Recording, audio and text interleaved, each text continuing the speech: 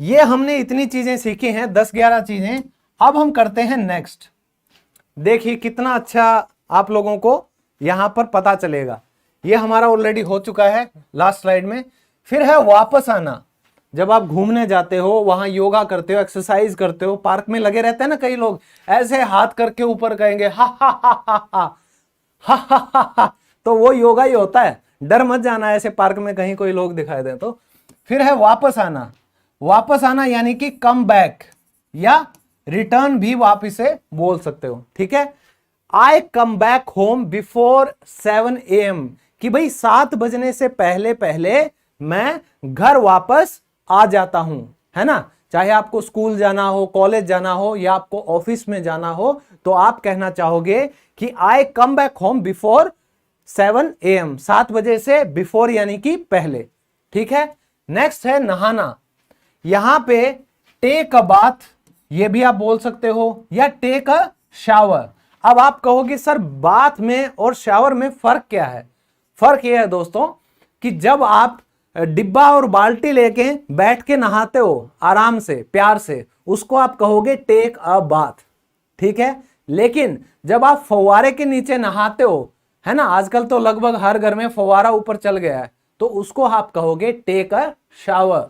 क्या कहोगे, take a shower. मतलब दोनों का ही नहाना है, ठीक है, दोनों का ही मतलब नहाना है। तो आप कह रहे हो then I take a bath या then I take a shower. हो गया, नहा धो लिए। अब क्या करोगे, फिर आप तैयार हो जाओगे।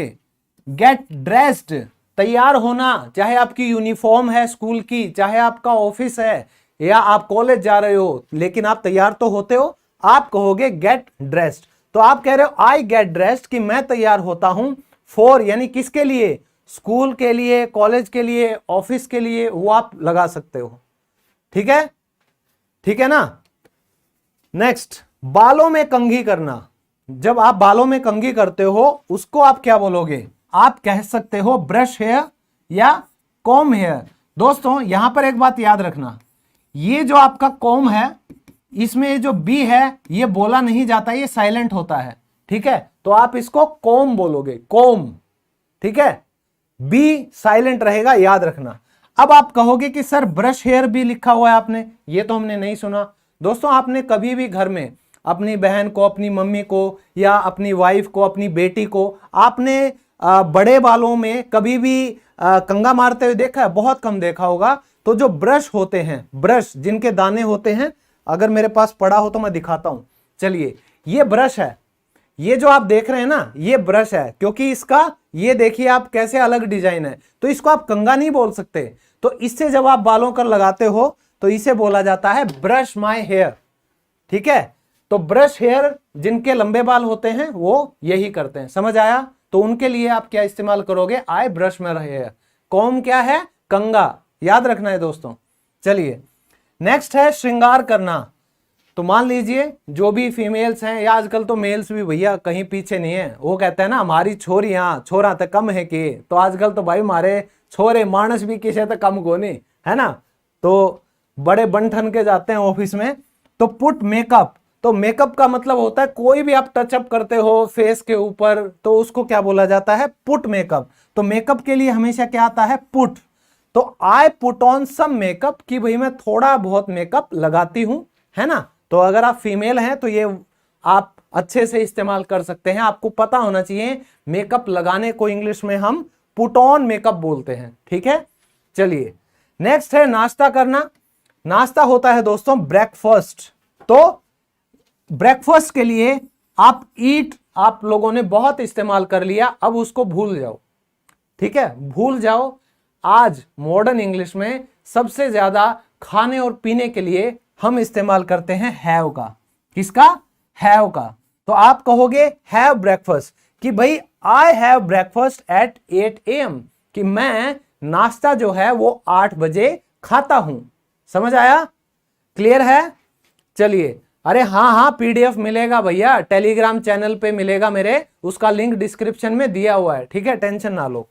फिर है निकलना, यानी आप घर से ऑफिस, कॉलेज, स्कूल जाने के लिए निकलते हो, उसे बोला जाता है निकलना, यानी कि लीव। तो आप कहते हो आई लीव होम, कि मैं घर से निकलता हूं एट 8:20, ठीक है, या 8:20। अगर आप बिल्कुल इंग्लिश में बोलना चाहो तो आप कहते हो कि भाई मैं 8:20 पर घर से निकलता हूं। यह आपका समय है रोज का, ठीक है। चलिए, फिर है बस लेना। यहां पर दोस्तों एक बहुत इंपॉर्टेंट बात मैं आप लोगों को बताने वाला हूं। आप कहते हो टेक बस, ठीक है, कि आई टेक बस फॉर कॉलेज या स्कूल या ऑफिस, कि भाई फिर मैं कॉलेज के लिए 8:30 बजे बस लेता हूं। समझ आया?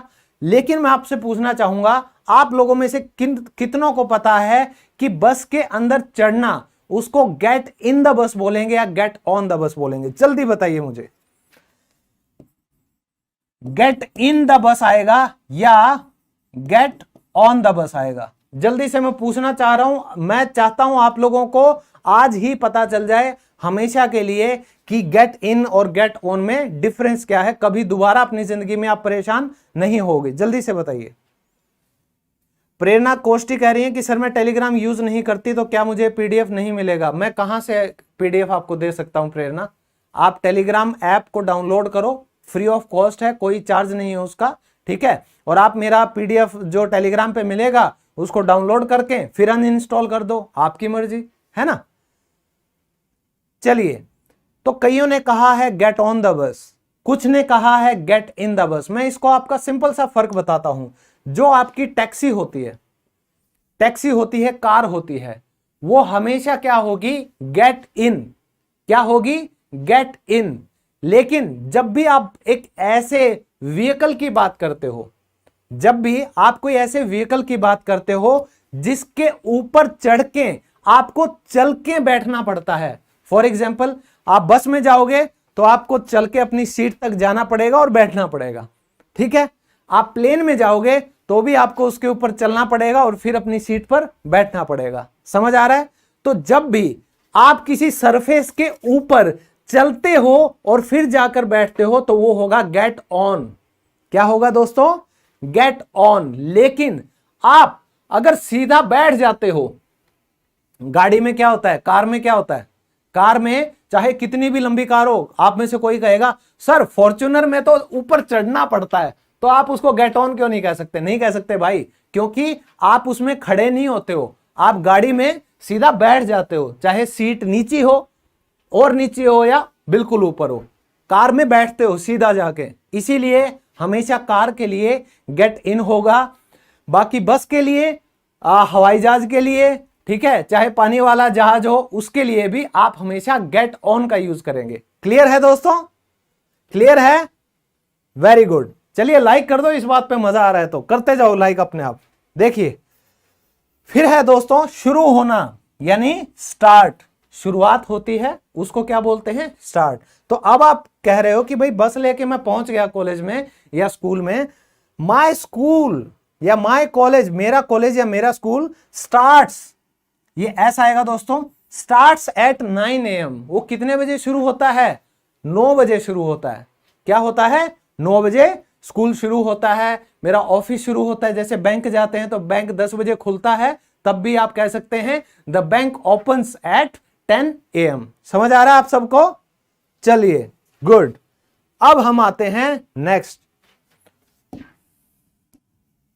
देखिए दोस्तों, फिर आप क्या करते हो? कॉलेज या स्कूल में चले जाओगे तो फिर क्या करोगे? आप वहां पे क्लास अटेंड करोगे कॉलेज में या स्कूल में, तो आप कहते हो मैं कक्षा लेता हूं, आई अटेंड क्लासेस, ठीक है। आप अटेंड करते हो क्लासेस को, यानी वहां अपनी उपस्थिति देते हो। तो आप कहते हो I attend classes in college, या जो बहुत ही होनहार बच्चे हैं, जो कि आजकल बहुत कम ही है, आप कहते हो I attend all the classes in college या इन स्कूल, कि मैं सभी कक्षाएं लेता हूं कॉलेज में या स्कूल में।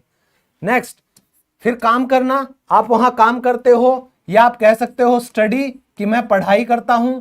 यू डू वर्क और you study. I do work in office, ये ऑफिस वालों के लिए है कि भाई मैं फिर क्या करता हूं, ऑफिस में काम करता हूं। जैसे आप अपनी ईमेल चेक करते हो, आप कोई प्रपोजल बनाते हो, तो जो भी आपका काम है वो ऑफिस में आप करते हो, जो भी प्रोफाइल है आपकी उसके अकॉर्डिंग। फिर आ गया लंच का समय, तो आप कहते हो I take lunch at 1 PM। यहां पे टेक को हटा के आप हैव भी कर सकते हो, ठीक है, आप यहां पर हैव भी कर सकते हो। मॉडर्न इंग्लिश के हिसाब से खाने पीने के लिए हम इस्तेमाल करने लग गए हैं हैव का सबसे ज्यादा। तो मैं लंच यानी दोपहर का भोजन कितने बजे लेता हूं? एट 1 PM यानी 1 बजे। ठीक है, नेक्स्ट है बात करना। भाई वहां कॉलेज में ऑफिस में दोस्त भी तो होते हैं, तो आप कहते हो कि भाई मैं दोस्तों के साथ बात करता हूं कुछ समय लंच के बाद, तो आप कह रहे हो टॉक टू फ्रेंड्स यानी दोस्तों से बातें करना। After lunch I talk to friends, कि दोपहर के भोजन के बाद मैं दोस्तों के साथ बात करता हूं। ठीक है, क्लियर है। और जो ये गपशप होती है इनको क्या कहते हैं? गपशप करना। ठीक है, गॉसिप, गॉसिप करते हैं ना आपस में, तो आप लंच के बाद बातचीत करते रहते हो। पुस्तकालय जाना, तो मान लीजिए अगर आप कॉलेज में हो तो आप क्या कहते हो कि भाई लंच के बाद मैं लाइब्रेरी जाके पढ़ता हूं, है ना। आजकल तो बहुत लाइब्रेरी खुली हुई है, हर शहर में हर नुक्कड़ पे खुली हुई है। तैयारी करते हैं बच्चे पेपरों की, बड़ी अच्छी बात है। Go to library, then we go to library, तब हम लाइब्रेरी जाते हैं, या then I go to library, तब मैं लाइब्रेरी जाता हूं। अपने बारे में ही बताओगे, दुनिया को क्या बता रहे हो। ठीक है, फिर है अखबार पढ़ना, read newspaper, we read newspaper there. ठीक है, आप अपने दोस्तों के साथ जा रहे हो तो आप ये कह सकते हो। ठीक है, या आप कह सकते हो आई रीड न्यूज़पेपर देयर, कि वहां मैं अखबार पढ़ता हूं। इंतजार करना, फिर आपका काम खत्म हो गया स्कूल का कॉलेज का जहां भी हो, तो आप बस का इंतजार करते हो। इंतजार करना, वेट फॉर बस। ठीक है, यहां पे आप लिख सकते हो बस का इंतजार करना, है ना। सो वहां हम बस का इंतजार करते हैं, there we wait for the bus. समझ आ रहा है? आपको लग रहा है कि कुछ नया सीख रहे हो, है ना। अब आपको लगता है कि रोज जो आप काम करते हो डेली रूटीन से, उसको आप इंग्लिश में बताना शुरू कर सकते हो आज से ही। ठीक है, फिर है बस पकड़ना। बस पकड़ना यानी कैच द बस, है ना। आई कैच द बस, फिर मैं क्या करता हूं? मैं बस पकड़ता हूं। यहां पर दोस्तों बस पर चढ़ने का तो मैंने बता दिया आपको, गेट ऑन, लेकिन बस से उतरने का क्या होगा? जल्दी से बताइए। बस से, प्लेन से जब आप उतरते हो तो उसको क्या बोलेंगे? जल्दी बताओ कमेंट करके, मैं देखना चाहता हूं आप में से किस किस को इसका पता है। नहीं पता तो अभी पता चलेगा, तो बड़ा मजा आएगा आप लोगों को। जल्दी से बताओ। Very good. अभी कोई सवाल ना पूछे, प्रेरणा जो भी है, साइकोलॉजी फैक्ट्स जो हैं, अभी कोई सवाल ना पूछे। क्लास के बाद मैं सभी के सवाल ले लूंगा, ठीक है, डोंट वरी, सभी के सवाल लूंगा मैं। Very good. अरे गेट आउट नहीं होता भाई बस से उतरना होता है गेट ऑफ। उतरने की इंग्लिश क्या होगी? Get off. तो चाहे आप ट्रेन से उतर रहे हैं, you get off the train. आप बस से उतर रहे हैं, you get off the bus. आप अगर हवाई जहाज से उतर रहे हैं, you get off the plane. समझ आ रहा है? याद रखना, ये छोटी चीजें हैं, लेकिन जब आप इनको इस्तेमाल करने लगोगे बड़ा मजा आएगा और कॉन्फिडेंस भी बढ़ेगा आपका। फिर है गाने सुनना।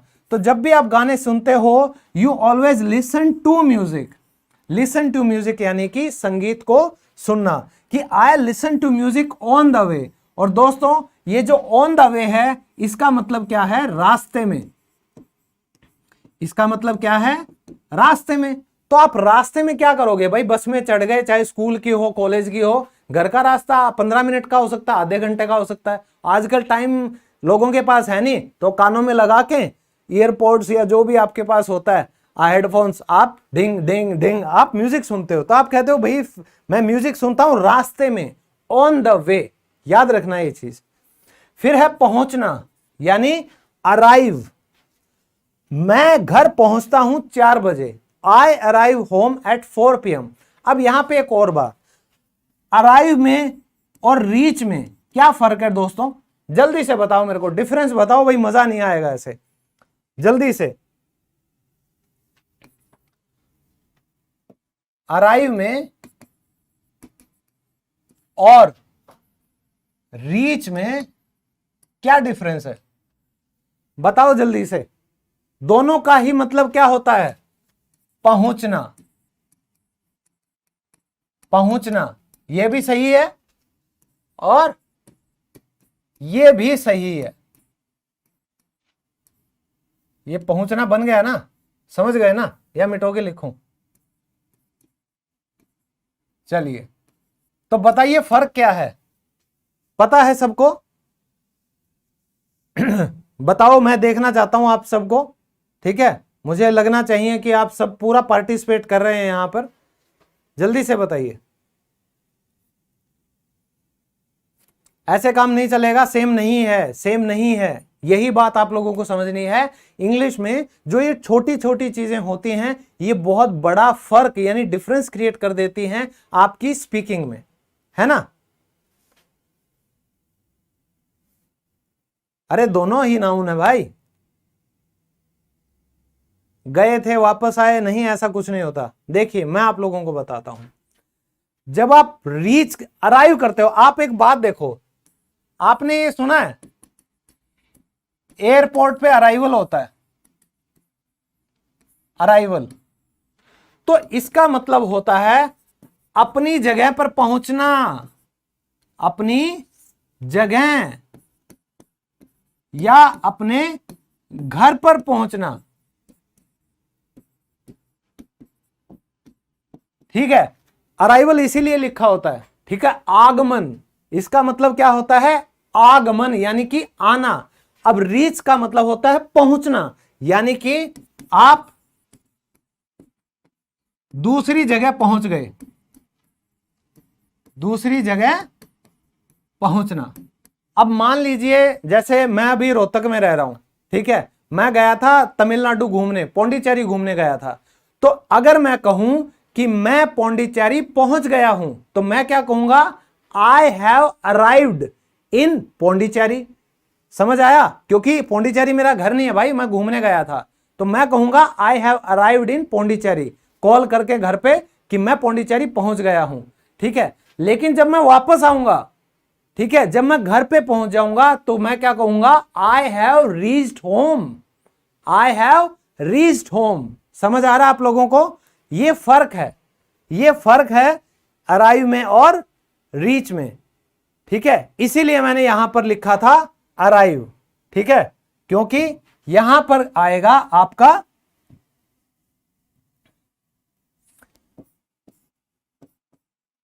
रीच, यहां पर आएगा आपका रीच, कि भाई मैं घर पहुंचता हूं, I reach home at 4 PM। आप कॉलेज के लिए कह सकते हो। समझ आ रहा है? समझ आया सबको? चलिए अब हम करते हैं नेक्स्ट। तो नेक्स्ट स्लाइड में और इंपॉर्टेंट चीजें छुपी हुई हैं, और वो हमें क्या कहती हैं।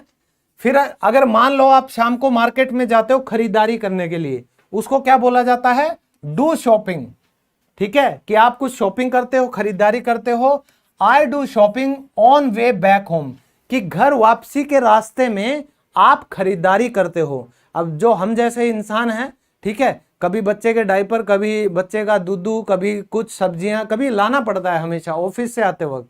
ठीक है, तो आप अगर ये सेंटेंस इस्तेमाल करना चाहें तो आप कर सकते हैं। सहायता करना, हेल्प, तो कई लोग घर पे पहुंच के मदद भी करते हैं घर के कामों में।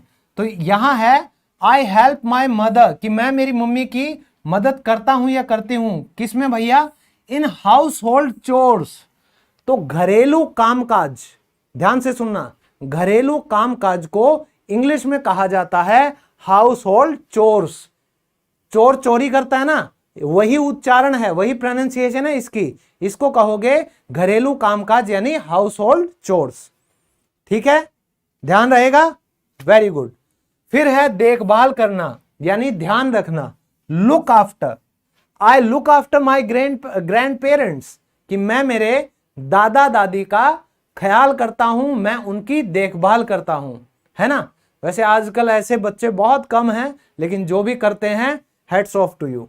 ठीक है, फिर कई लोग टीवी देखते हैं, watch TV, then we watch TV together, कि तब हम एक साथ टीवी देखते हैं। शाम को घर पे सब आ जाते हैं, कॉलेज से, ऑफिस से, स्कूल से, तो शाम को जब फैमिली इकट्ठी होती है, खाना खाने से पहले या बाद में आप थोड़ी बहुत टीवी साथ देख सकते हो।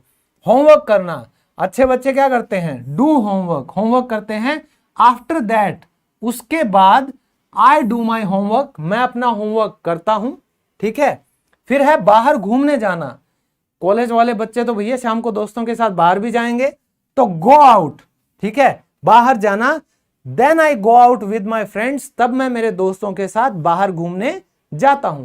ठीक है, चलिए, और इसके आप एक और टर्म्स भी लिख सकते हैं। एक और टर्म है इसकी, हैंग आउट। हैंग आउट का मतलब भी यही है, मटर गश्ती करना, बाहर घूमने जाना, तफरी करना, है ना, हैंग आउट बोलते हैं उसे। फिर है गिटार बजाना, कई लोगों को शौक होता है गिटार बजाने का। प्ले द गिटार, ठीक है, I play guitar for some time, कि मैं गिटार बजाता हूं कुछ समय के लिए। सफाई करना, clean room, I clean my room in the evening, मैं शाम को मेरा कमरा साफ करता हूं। ठीक है, फिर है चाय पीना, यहां पर भी मैंने टेक और हैव दोनों लिखा है, आप टेक को भूल सकते हैं चाहे तो। हैव टी, चाय पीना, शाम को बहुत से लोग चाय पीते हैं, आधे से ज्यादा हिंदुस्तान चाय पीता ही है भैया।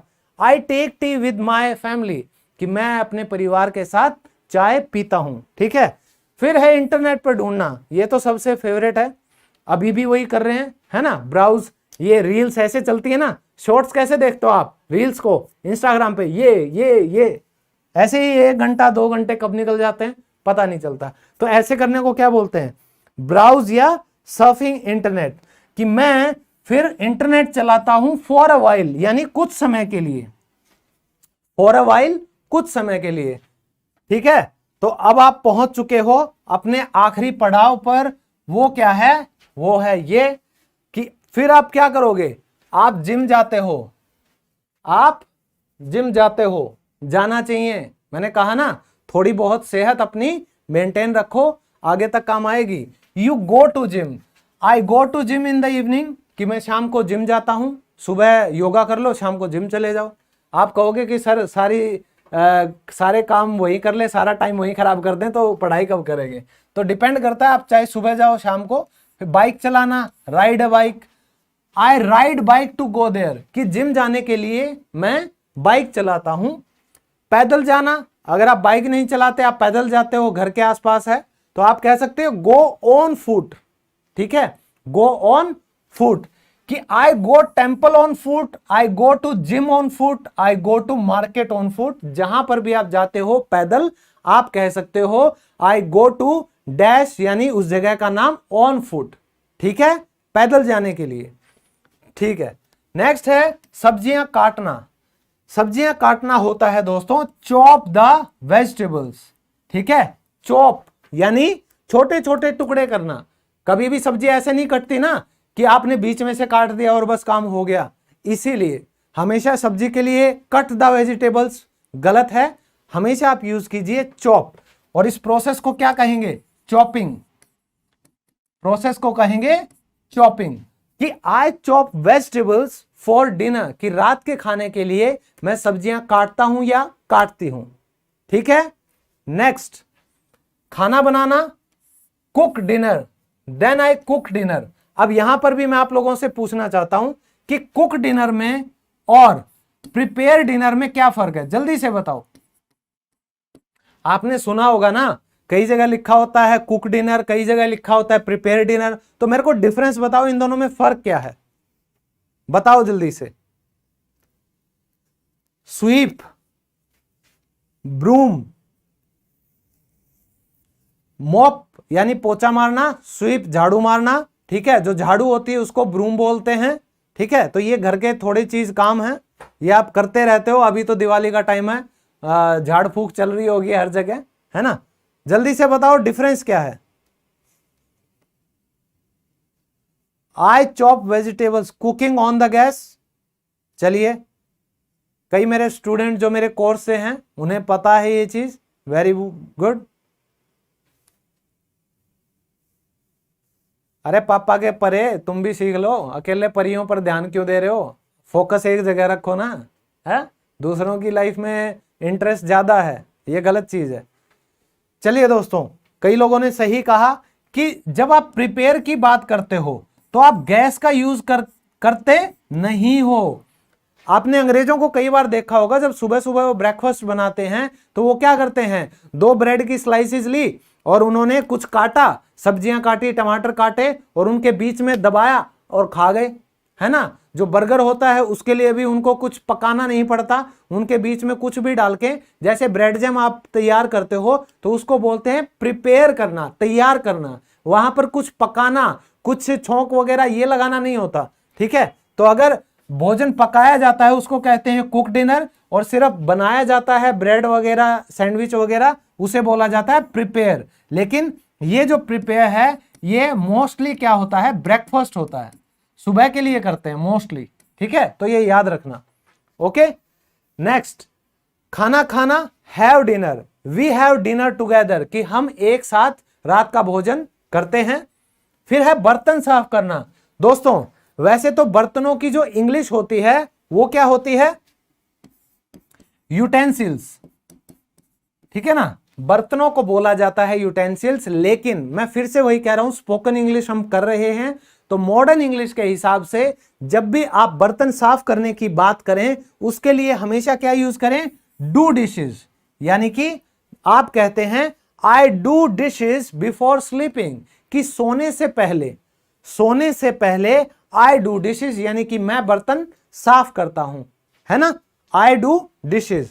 फिर है दोस्तों अलार्म लगाना, तो अलार्म बजना, गोज ऑफ, और अलार्म लगाना, सेट अलार्म।